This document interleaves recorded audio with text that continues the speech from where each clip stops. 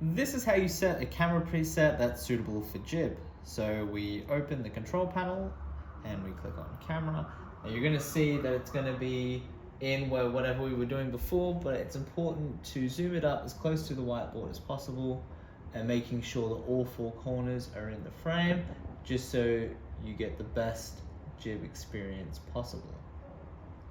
And then once I've done that, I'll set camera preview and just make sure that everything is in lowercase so the JIBB macro can recognize this is what I need to go to every time. And then once you've done that, it's gonna be here.